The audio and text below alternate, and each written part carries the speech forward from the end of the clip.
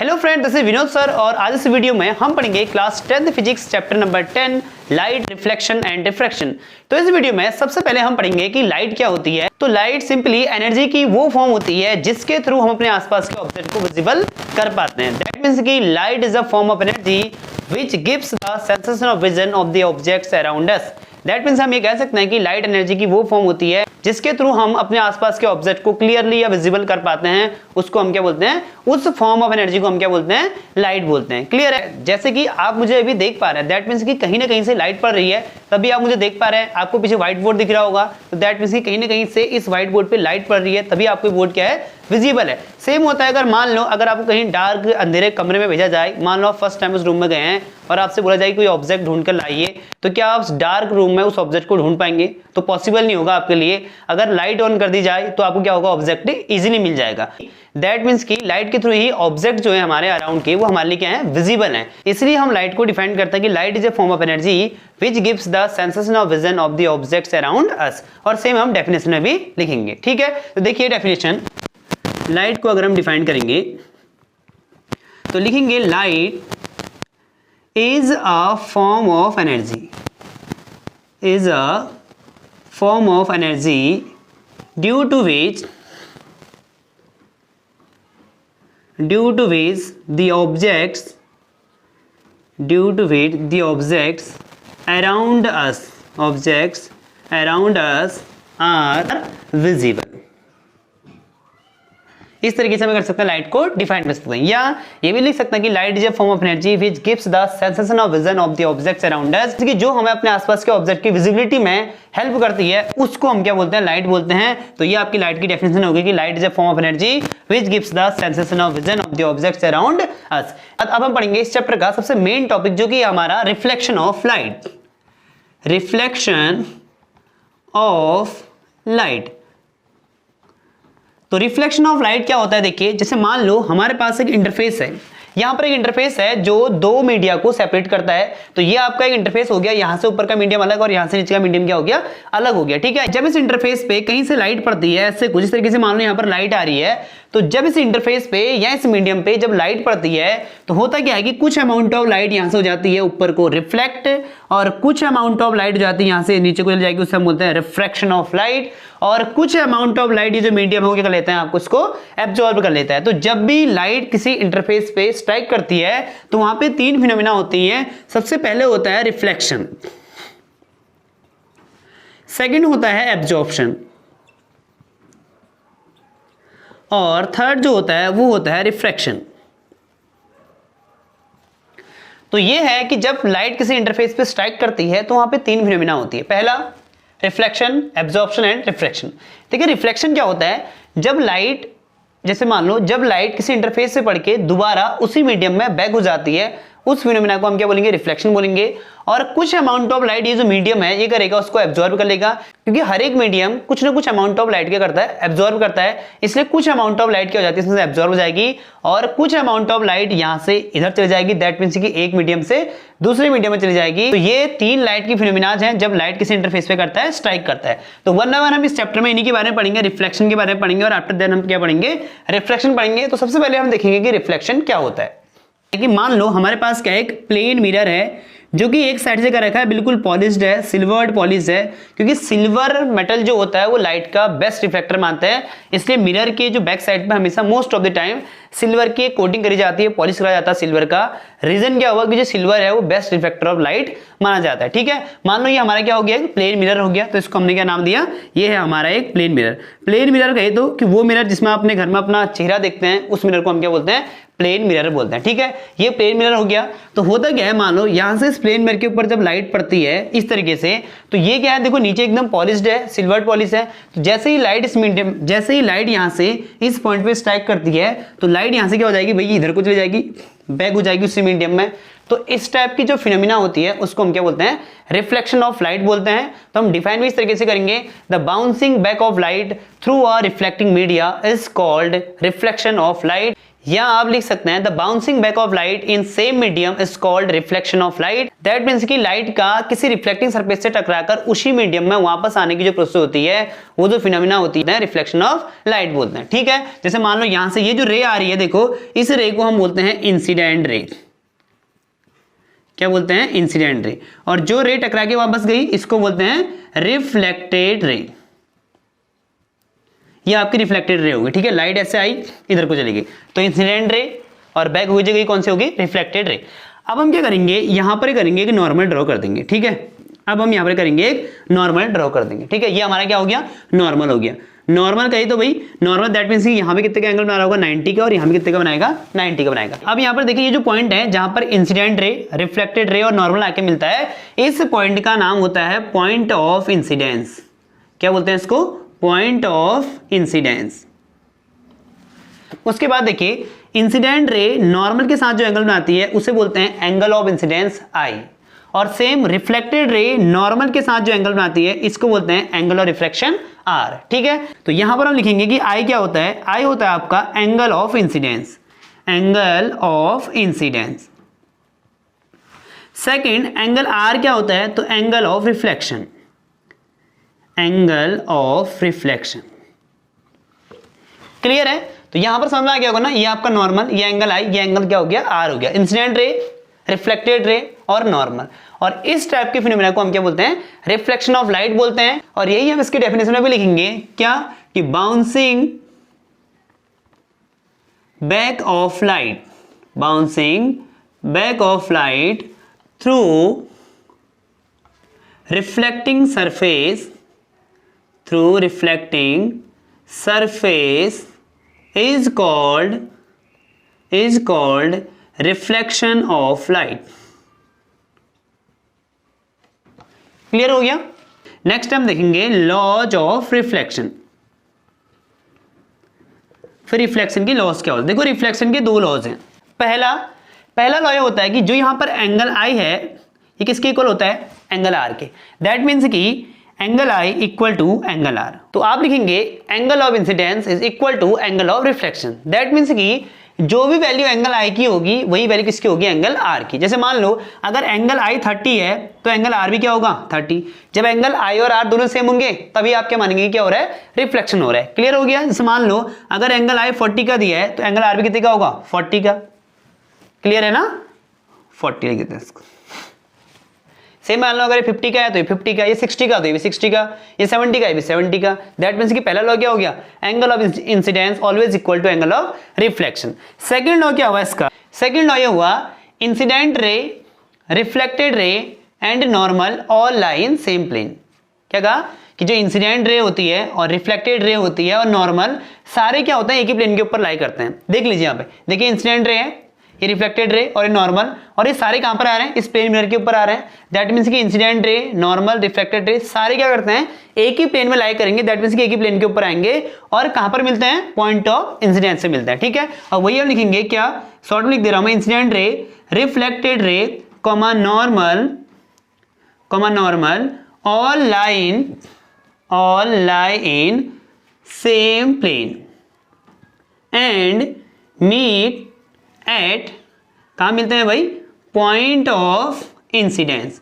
और कहां पर मिलते हैं? पॉइंट ऑफ इंसिडेंस पे मिलते हैं। ठीक है, तो क्या होता है reflection? The bouncing back of light through a reflecting surface is called reflection. और रिफ्लेक्शन के अंदर हमारी होती है इंसिडेंट रे, रिफ्लेक्टेड रे और क्या होता है? नॉर्मल होता है। फिर रिफ्लेक्शन के हमने पढ़े लॉज पढ़े।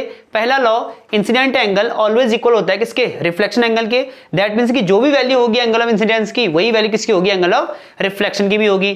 सेकंड लॉ क्या पढ़ा? Incident ray, reflected ray, normal all line same plane, सारे एक ही प्लेन के ऊपर लाई करेंगे और meet at point of incidence. और कहां पर मिलते हैं? पॉइंट ऑफ इंसिडेंस से मिलते हैं। तो इस फिनोमेना को हम क्या बोलते हैं? रिफ्लेक्शन ऑफ लाइट बोलते हैं। अब देखिए रिफ्लेक्शन लाइट में क्या होता है, कभी कभी आपको क्या होगा कि यहां का एंगल दिया जाता है। जैसे मान लो अगर आपको ये एंगल दिया है 30 डिग्री का और आपसे पूछा जाता है कि एंगल आई की वैल्यू बताइए। ठीक है, मैं यहां पर डायग्राम बनाता हूं। देखिए जैसे मान लो ये आपकी, ठीक है, मान लो आपको ये दिया है, मान लो ये दिया है 30 डिग्री का और आपसे पूछ रहा है कि एंगल आर की वैल्यू क्या होगी। ऐसे क्वेश्चन अगर आपको आ गया, मान लो कभी कभी हमें ये पता है कि आई क्या होता है, तो आई हमारा यहां पर बनता है। क्लियर है ना? तो हमें तो ये वाला एंगल दिया है, ये एंगल 30 का दिया है, तो हम ये करेंगे, देखो ये नॉर्मल है, ये 90 का है, तो 90 पूरा यहाँ 90 का हुआ, और 90 में से ये कितना है 30 का, तो 90 माइनस 30 ये कितना आ जाएगा 60 का, और अगर आई 60 आएगा तो आर भी कितने का होगा 60 का। सेम है, देखिए अगर आपको ऐसा क्वेश्चन आ गया, मान लो अगर आपको यहाँ दिया है एंगल 60 का और आपसे पूछा था कि एंगल आई की वैल्यू बताइए, तो आपको ये पता होना चाहिए कि नॉर्मल कितने का होता है 90 का, तो 90 में से आप करेंगे 60 को माइनस करेंगे तो ये कितना आएगा 30 का, और जितना आर होता है उतना ही क्या होता है आई भी होता है। तो इस तरीके से आप कर सकते हैं रिफ्लेक्शन के प्रॉब्लम को सॉल्व कर सकते हैं। क्लियर है, तो नोट कीजिए इसको। नेक्स्ट मैं आपको बताऊंगा types of reflection, types of reflections. देखिए रिफ्लेक्शन जो होता है वो दो टाइप का होता है, ठीक है, मेनली जो रिफ्लेक्शन हम बोलते हैं वो दो टाइप का होता है। पहला होता है आपका रेगुलर रिफ्लेक्शन, रेगुलर रिफ्लेक्शन, ठीक है, और दूसरा जो रिफ्लेक्शन होता है वो होता है इरेगुलर, इरेगुलर रिफ्लेक्शन, या इसको बोलते हैं डिफ्यूज रिफ्लेक्शन भी बोलते हैं, ठीक है, डिफ्यूज्ड रिफ्लेक्शन, ठीक है, दूसरा नाम हुआ इसका डिफ्यूज रिफ्लेक्शन। अब होता क्या, देखो रेगुलर रिफ्लेक्शन में क्या होता है, जब आपका सरफेस जो होगा, जो भी आपका रिफ्लेक्टिंग सरफेस है, जब वो एकदम प्लेन होगा, एकदम स्मूथ सरफेस होगा, उस केस में जो रिफ्लेक्शन होगा क्या होगा आपका रेगुलर रिफ्लेक्शन होगा। देखो इस तरीके का, जैसे यहां पर रे आई सीधे गई, ऐसे रे आई ये भी ऐसे गई, ऐसे रे आई ये भी क्या हुई ऐसे गई, तो इस केस में ऐसा जो रिफ्लेक्शन होगा आपका कौन सा होगा रेगुलर रिफ्लेक्शन होगा। और रेगुलर रिफ्लेक्शन में आप देखेंगे कि जो भी आपकी रिफ्लेक्टेड रेज हैं वो सारी क्या होती है आपकी पैरेलल होती है, तो ऐसा जो रिफ्लेक्शन होगा उसको हम क्या बोलते हैं रेगुलर रिफ्लेक्शन बोलते हैं। और रेगुलर रिफ्लेक्शन की कंडीशन क्या है, जो भी आपका रिफ्लेक्टिंग सरफेस है वो क्या होना चाहिए आपका स्मूथ होना चाहिए, एकदम रफ नहीं होना चाहिए, स्मूथ का मतलब प्लेन होना चाहिए, और इजीली उसमें से लाइट क्या होगी आपकी रिफ्लेक्ट करके निकल जाएगी, और जो रिफ्लेक्टेड रेज होंगे आपके, जो भी आपके रिफ्लेक्टेड रेज होंगी वो क्या हो जाएंगे रिफ्लेक्शन के बाद एकदम पैरेलल हो जाएंगी। ऐसे रिफ्लेक्शन को हम क्या बोलते हैं रेगुलर रिफ्लेक्शन बोलते हैं। अब सेम अगर इरेगुलर रिफ्लेक्शन की बात करें तो यहां पर जो हमारा सरफेस होता है वो कैसा होता है रफ सरफेस होता है, तो रफ सरफेस से अगर हमारा रिफ्लेक्शन होगा तो उसको हम क्या बोलेंगे इरेगुलर रिफ्लेक्शन बोलेंगे। देखिए कैसे, रफ सरफेस मान लो कुछ इस तरह का आपके पास क्या है सरफेस है, ठीक है, रफ सरफेस कह सकते हैं। जैसे मान लो इसके ऊपर लाइट आएगी तो ये कुछ तरीके से जाएगा, है ना, सेम यहाँ पे लाइट पड़ी मान लो तो ये ऐसे चले जाएगा, कुछ ऐसे लाइट आएगी कुछ ऐसे आएगा, है ना, इस तरीके से जो आपका रिफ्लेक्शन हुआ जिसमें आपकी रेज कभी इधर कभी उधर, मतलब कोई भी रे देखो आपके रिफ्लेक्शन के बाद पैरेलल दिख रही है, इस तरीके का जो रिफ्लेक्शन होता है इसको हम क्या बोलते हैं इरेगुलर रिफ्लेक्शन बोलते हैं। और इरेगुलर रिफ्लेक्शन जो होता है आपका रफ सरफेसेस से होगा, और रेगुलर रिफ्लेक्शन किससे होता है आपका स्मूथ सरफेसेस से होता है। क्लियर। रिफ्लेक्शन पढ़ने के बाद नेक्स्ट हम इस चैप्टर का जो टॉपिक देखेंगे कि ऑब्जेक्ट और इमेजेस क्या होते हैं, ठीक है। तो ऑब्जेक्ट आपका जिसको आप किसी मिरर के सामने प्लेस करेंगे वो क्या हो जाएगा आपका ऑब्जेक्ट हो जाएगा, और ऑब्जेक्ट क्या होगा कि जिसमें से रेज ऑफ लाइट आपकी निकलेंगी उसको हम क्या बोलेंगे ऑब्जेक्ट बोलेंगे। जैसे कि मान लो मैं अगर किसी मिरर के सामने खड़ा हूं तो मैं क्या हो जाऊंगा उस केस में ऑब्जेक्ट हो जाऊंगा, तो दैट मींस कि ऑब्जेक्ट आपका वो हो जाएगा, दैट मींस कि अगर हम ऑब्जेक्ट को डिफाइन करेंगे तो ऑब्जेक्ट हमारा क्या होगा जिसको हम किसी मिरर के सामने प्लेस करेंगे वो हमारा क्या हो जाएगा ऑब्जेक्ट हो जाएगा। जैसे कि मान लो अगर आप फोटो खींच रहे हैं तो किसकी फोटो खींच रहे हैं आप, तो जिसकी भी आप फोटो खींच रहे हैं वो आपके लिए क्या हो जाएगा ऑब्जेक्ट हो जाएगा। और ऑब्जेक्ट हमारे पास दो टाइप के हो सकते हैं अगर आप किसी मिरर के सामने ऑब्जेक्ट को प्लेस करेंगे। पहला आपका होगा बहुत स्मॉल साइज का ऑब्जेक्ट जिसको हम क्या बोलते हैं पॉइंट साइज ऑब्जेक्ट बोलते हैं, है ना, पहला आपका क्या हो जाएगा पॉइंट साइज ऑब्जेक्ट हो जाएगा। और एक ऑब्जेक्ट अगर आप थोड़ा सा बड़ा ऑब्जेक्ट उसके सामने रखते हैं उसको हम बोलते हैं एक्सटेंडेड या लार्ज ऑब्जेक्ट बोल सकते हैं, ठीक है, एक्सटेंडेड या लार्ज ऑब्जेक्ट। तो हमारे पास दो टाइप के ऑब्जेक्ट होंगे, ठीक है। पॉइंट ऑब्जेक्ट क्या होगा भाई, कुछ बहुत स्मॉल साइज का जो कि बहुत छोटा होगा, इस तरीके का जो ऑब्जेक्ट होगा उसको हम बोलेंगे पॉइंट ऑब्जेक्ट। और अगर इस तरीके के ऑब्जेक्ट को हम प्लेस करेंगे किसी मिरर के सामने तो ये हमारे क्या हो जाएगा एक्सटेंडेड और लार्ज ऑब्जेक्ट हो जाएगा, ठीक है। नेक्स्ट हम बात करेंगे इमेज क्या होता है। तो ऑब्जेक्ट को जो आप मिरर में देखेंगे, अरे जब आप किसी मिरर के सामने ऑब्जेक्ट को प्लेस करेंगे तो मिरर में आपको जो दिखाई देगा वो क्या हो जाएगा उस ऑब्जेक्ट क्या हो जाएगा इमेज हो जाएगा। क्लियर है। जैसे कि आपने अगर फोटो खींची, ठीक है, जैसे आपने कैमरे से फोटो खींची तो कैमरे में जो फोटो खींची वो क्या हो जाएगी, जो आप कैमरे में फोटो देखेंगे वो आपकी क्या हो जाएगी उस ऑब्जेक्ट की इमेज हो जाएगी जिसकी आपने फोटो खींची। क्लियर है। तो यहां पर जो हमारे इमेज होते हैं वो दो टाइप के होते हैं। पहली जो इमेज होती है वो होती है हमारी रियल इमेज और एक क्या होता है वर्चुअल इमेज। और ये एक बहुत इंपॉर्टेंट टॉपिक है, इसमें बच्चों को हमेशा, इसमें मोस्ट ऑफ द स्टूडेंट को हमेशा कंफ्यूजन रहता है कि रियल इमेज और वर्चुअल इमेज क्या होती है, ठीक है। देखिए रियल इमेज हमारी वो होगी जब जो रेज ऑफ लाइट हैं आफ्टर रिफ्लेक्शन के बाद, किसी मिरर में रिफ्लेक्शन के बाद जो रेज ऑफ लाइट होंगी वो वास्तव में किसी पॉइंट पे मीट करेंगी, एक्चुअली किसी पॉइंट पे इंटरसेक्ट करेंगी, उस वहां पर हम क्या कहेंगे कि वहां पर कौन सी इमेज फॉर्म हो रही है रियल इमेज फॉर्म हो रही है। यहां पर मैं लिख सकता हूं कि रेज आफ्टर रिफ्लेक्शन, ठीक है, after reflection reflection actually meet. Reflection के बाद जो रे होंगे वास्तव में उस पॉइंट पर कहीं ना कहीं वास्तव में मीट करेंगे, इंटरसेक्ट करेंगे, तो ऐसे पॉइंट पे जो इमेज बनेगा आपका कौन सा हो जाएगा, रियल इमेज जाएगा। सेकंड पॉइंट जो है रियल इमेज के बारे में, रियल इमेज को आप किसी स्क्रीन पे देख सकते हैं, किसी स्क्रीन पे देख सकते हैं आप रियल इमेज को। जब भी आप फोटो खींचेंगे तो आपको जो रियल इमेज है वो किसी स्क्रीन में दिख जाएगी, बना सकते हैं उसको स्क्रीन पे। ऐसी जो इमेज होगी आपकी कौन सी होगी, रियल इमेज होगी। और सिनेमा हॉल में जब आप मूवीज देखते हैं तो उस केस में आपको जो इमेजेस दिखाए थे कौन सी इमेज हुई, आपके रियल इमेज हुए, ठीक है। दूसरा जो रियल इमेज होती है हमेशा क्या होती है, इन्वर्टेड होती है, दैट मींस कि आपको उल्टा दिखाई देगा। तो रियल इमेज जो होती है हमेशा क्या होती है, इन्वर्टेड होती है। क्लियर हो गया। तो ये आपके रियल इमेज के पॉइंट होंगे। तो ये आपके रियल इमेज के बारे में कुछ इंफॉर्मेशन हो गई। पहली इंफॉर्मेशन क्या हुई, देखो रियल इमेज वहां पर बनती है जहां पर रे ऑफ लाइट आफ्टर रिफ्लेक्शन के बाद एक्चुअली मीट करेंगे, हमें दिखाई देंगे एक्चुअली में मीट कर रहे हैं, ऐसे इसको हम क्या बोलेंगे, रियल इमेज बोलेंगे। और सेकंड पॉइंट हमने क्या बोला कि जो रियल इमेज होती है उसको हम किसी स्क्रीन पे ले सकते हैं या स्क्रीन पे बना सकते हैं, स्क्रीन में देख सकते हैं, ऐसे इमेज को हम रियल इमेज कहेंगे। थर्ड, सिनेमा हॉल में जो आप इमेजेस देखते हैं, जो भी आप मूवीज देखते हैं, वो आपकी कौन सी हो जाएगी, रियल इमेज हो जाएगी। और फोर्थ जो रियल इमेज होती है हमेशा क्या होती है, इन्वर्टेड होती है, ठीक है। अभी हम आगे को मिरर वाला टॉपिक पढ़ेंगे, तो मिरर में आपको दिखाऊंगे कैसे रियल इमेज बनती है और कैसे वर्चुअल इमेज बनती है, ठीक है। नेक्स्ट है आपका वर्चुअल इमेज। तो वर्चुअल इमेज क्या होता है, वर्चुअल इमेज में जो रेज ऑफ लाइट होती हैं वो आफ्टर रिफ्लेक्शन के बाद आपको मीट करते हुए नहीं दिखाई देंगी, आप डैश करके उनको मीट कराएंगे। तो ऐसे केस में जो इमेज बनता है क्या होगी, आपकी वर्चुअल इमेज होगी। तो ray of light do not meet actually, ठीक है, डू नॉट मीट एक्चुअली। यहां पर क्या होता है, जो रे ऑफ लाइट होती है वो एक्चुअली मीट नहीं करती है। सेकंड पॉइंट जो होता है, आप रियल इमेज को किसी स्क्रीन पे नहीं ले सकते हैं, आपको स्क्रीन पे नहीं दिखाई देगी, है ना। रियल इमेज आपको स्क्रीन में मिलती है। जैसे मान लो एग्जाम में न्यूमेरिकल आया, किसी ऑब्जेक्ट की इमेज आपको स्क्रीन पे मिल रही है, तो उस केस में आप समझ जाना कि जो भी आप इमेज बना रहे हैं कौन सी है, रियल इमेज की बात हो रही है। सेकंड, ये जो इमेज होता है वो इरेक्ट होता है, मतलब कि एकदम सीधे दिखेंगे आपको, जैसा आपने ऑब्जेक्ट रखा है वैसे सीधा क्या होगा, आपको इमेज भी दिखाई देगा। तो ऐसी जो इमेज होगी क्या होगी, आपकी वर्चुअल इमेज होगी। प्लेन मिरर जो इमेज बनाते हैं, उस इमेज बनाते हैं वर्चुअल इमेज बनाते हैं। जैसा आपने देखा होगा घर में शीशे के सामने जब आप खड़े होते हैं तो शीशे में जो आपको इमेज दिखाई देती है अपनी कौन सी है, वर्चुअल इमेज है। तो प्लेन मिरर क्या करती है, वर्चुअल इमेज फॉर्म। बाकी हम अभी आगे देखेंगे कि कौन कौन से मिरर रियल इमेज बनाते हैं और कौन कौन से वर्चुअल इमेज बनाते हैं, ठीक है। तो इसको नोट कीजिए।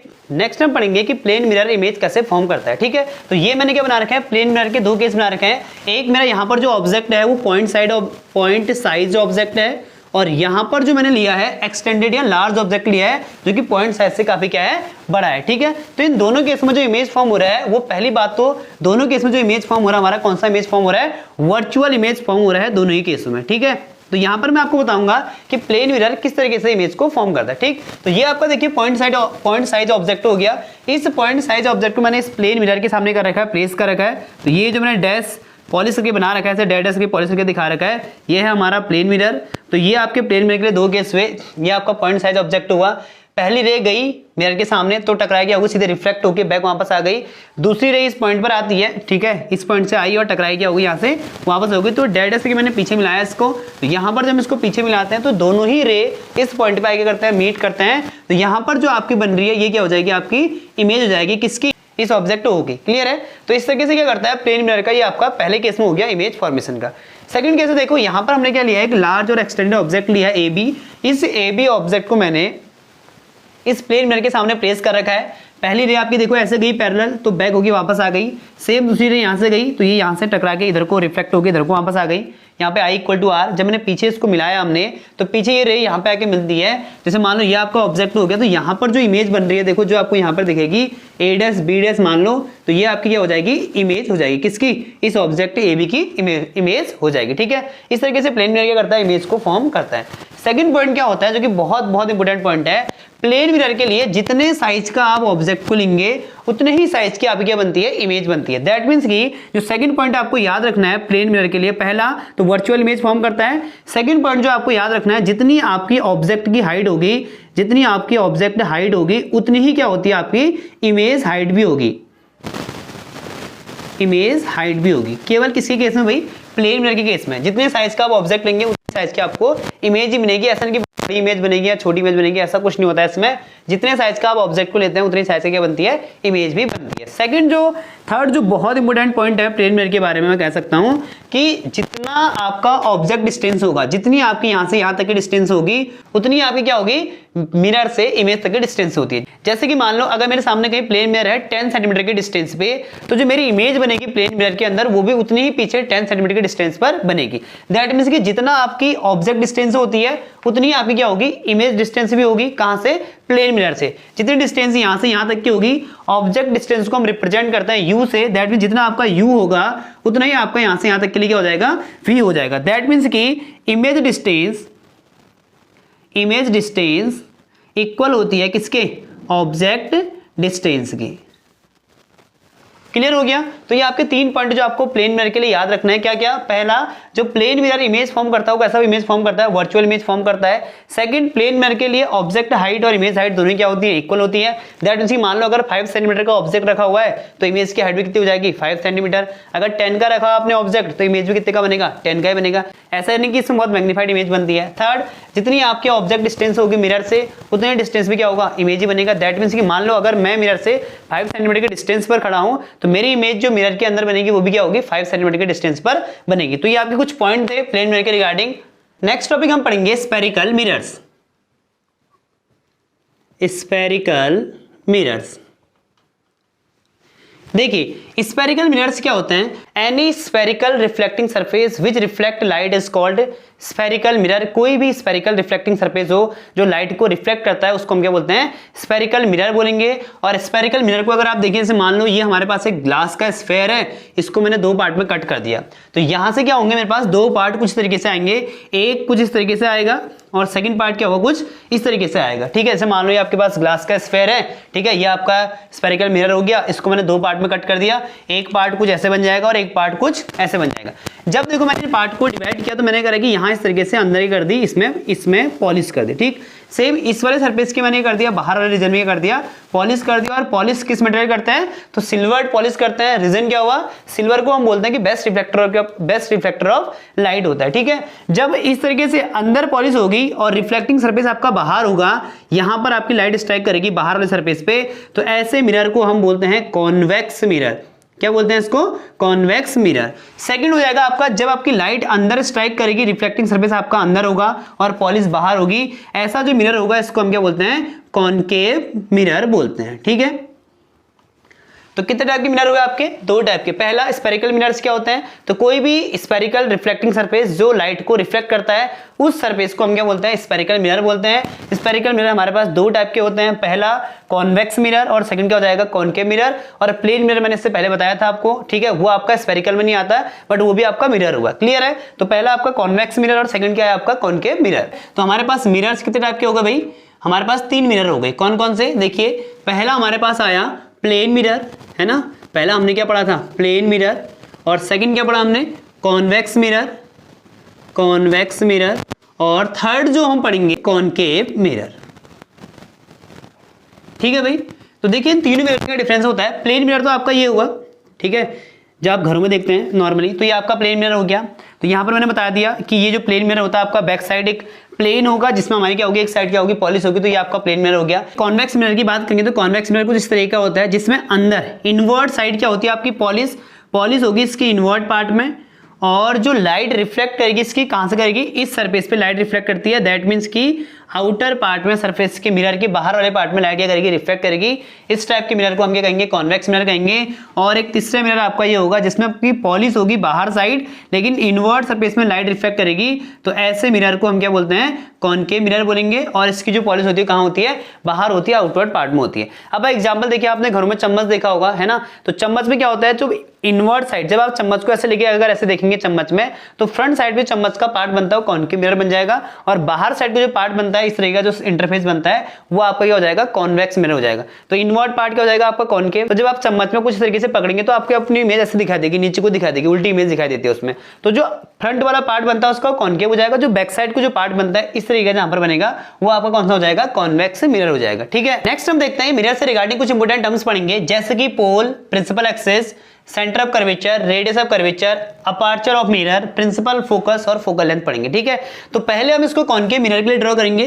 तो पहले मैं आपको कॉनकेव मिरर के लिए बताऊंगा और आफ्टर देन हम इसको कॉन्वेक्स मिरर के लिए भी पढ़ेंगे। ठीक है, तो सबसे पहले देखो ये हमारा क्या हो गया, कॉनकेव मिरर हो गया इस तरीके का। ठीक है, जिसमें बाहर क्या होना चाहिए, आपका पॉलिश होना चाहिए बाहर, और रिफ्लेक्टिंग सरफेस कहाँ होना चाहिए, इनवर्ड होना चाहिए, जहां पे लाइट स्ट्राइक करेगी। ठीक है, तो इस मिरर के सेंटर में कहीं यहां पर एक पॉइंट होगा जो इस मिरर को दो इक्वल पार्ट में डिवाइड कर देगा।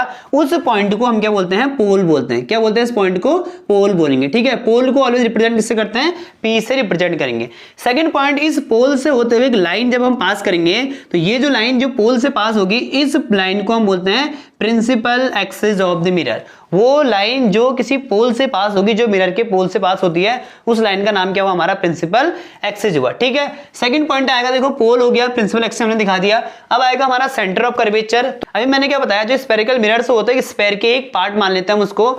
अभी मैंने क्या बताया, जो स्फेरिकल मिरर्स होते हैं वो किसी ग्लास स्फेयर से कट करके बना हुआ मानते हैं हम उसको। ठीक है, तो अगर मान लो ये आपका पूरा एक स्फेरिकल सरफेस हुआ, स्फेरिकल मिरर हुआ, इस स्फेयर का कहीं यहां पर सेंटर भी होगा, तो सेम क्या हुआ, इस कॉन्वेक्स मिरर का यहां पर जो सेंटर होगा, यहां पर जो पॉइंट होगा, तो सेम आपका जो एक कॉन्वेक्स मिरर है, तो सेम आपका जो एक कॉनकेव मिरर है, इस कॉनकेव मिरर का यहां पर जो पॉइंट होगा उसको हम क्या बोलेंगे, सेंटर ऑफ कर्वेचर बोलेंगे, या बोलूंगा the centre of the sphere. जिससे हमने मिरर को बनाया, उस पॉइंट को हम क्या बोलेंगे, सेंटर ऑफ कर्वेचर बोलेंगे, जिसको हम रिप्रेजेंट किससे करते हैं, सी से करते हैं। ठीक है, तो यहां पर आपका हो गया पोल पी, और ये क्या हो गया, आपका सी हो गया। पोल से लेके सी तक के डिस्टेंस को हम क्या बोलते हैं, रेडियस ऑफ कर्वेचर क्या बोलते हैं, आर बोलते हैं। ठीक है, नेक्स्ट पॉइंट आएगा आपका अपार्चर।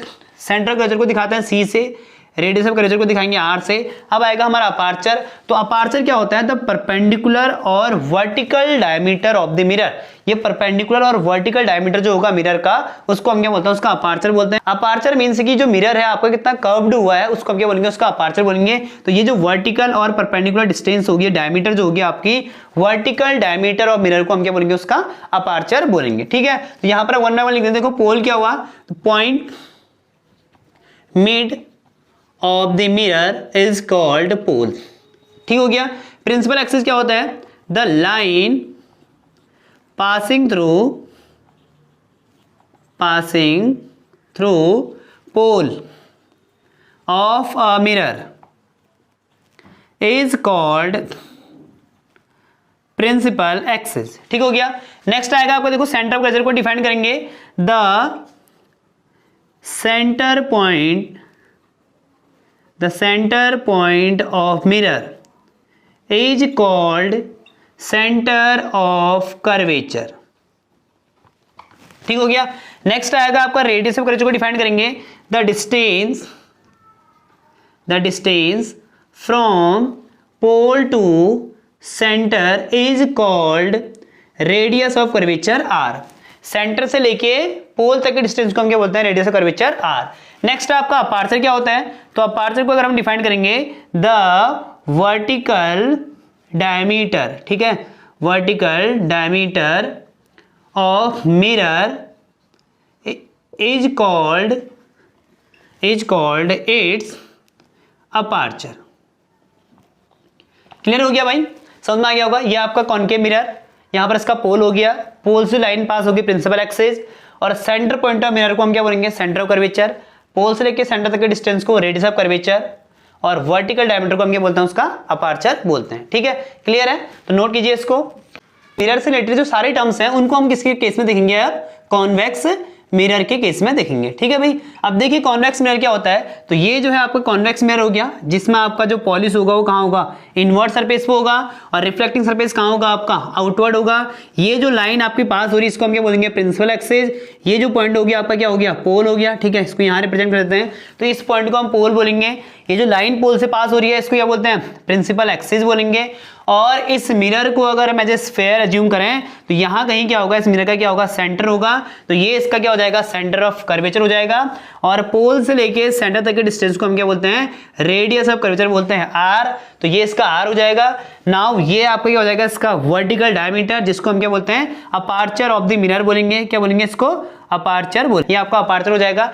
अब हम क्या करेंगे, इस मिरर में प्रिंसिपल फोकस और फोकल लेंथ को डिफाइन करेंगे, किसकी, कॉन्वेक्स मिरर की। तो कॉन्वेक्स मिरर में वैसे रे पास करेंगे, देखो कुछ पैरेलल रेज आएंगी, तो जब भी कॉन्वेक्स मिरर के ऊपर रेज आती है पैरेलल, तो ये मिरर क्या करेगा, इनको ऐसे कुछ क्या कर देता है, डाइवर्ज कर देगा। क्या कर देगा, ऐसे कुछ डाइवर्ज। अब डाइवर्ज करने के बाद हम इन रेज को ऐसे आगे मिलाएंगे, तो हमें ऐसा लगता है कि रेज कहां से आ रही है, इस पॉइंट से आ रही है, और इसी पॉइंट को हम क्या बोलते हैं, इसका फोकस एफ बोलते हैं। ठीक है, और इसलिए हम जो कॉन्वेक्स मिरर है इसको हम क्या बोलते हैं, डाइवर्जिंग मिरर भी बोलते हैं। कौन सा मिरर बोलते हैं भाई, डाइवर्जिंग मिरर बोलते हैं। ठीक है, क्यों, क्योंकि ये मिरर क्या करता है, सारी रेज को डाइवर्ज कर देगा, जो कि इसके ऊपर क्या होगी, स्ट्राइक होगी। अब पोल से लेके फोकस तक के डिस्टेंस को हम क्या बोलते हैं, फोकल लेंथ बोलते हैं, एफ। ठीक है, तो आपको डायग्राम से एक और चीज नोटिस हो रही होगी, देखो यहाँ पे ये आपका आर हो गया और ये क्या हो गया, एफ हो गया। तो हम ये बोलते हैं कि किसी भी मिरर के लिए क्या होता है, रेडियस ऑफ कर्वेचर क्या होती है, ग्रेटर होती है एज कंपेयर टू उसके फोकल लेंथ की। तो मिरर में रेडियस ऑफ कर्वेचर ग्रेटर होती है और फोकल लेंथ क्या होती है, स्मॉल होती है। और यहाँ पर इनमें एक बहुत इंपॉर्टेंट रिलेशन होता है, जो कि होता है हमारा F इक्वल टू क्या होता है, R/2। ये जब आप मिरर के न्यूमेरिकल शो करेंगे तब आपको वहां पर इसका यूज करेंगे। जो फोकल लेंथ होती है वो रेडियस ऑफ कर्वेचर क्या होती है, हाफ होती है, या जो R होता है किसी भी मिरर का, जो रेडियस ऑफ कर्वेचर होता है वो फोकल लेंथ का क्या होता है, डबल होता है, जिसको हम आगे जब न्यूमेरिकल सॉल्व करेंगे तब देखेंगे। ठीक है, तो नोट कीजिए इसको।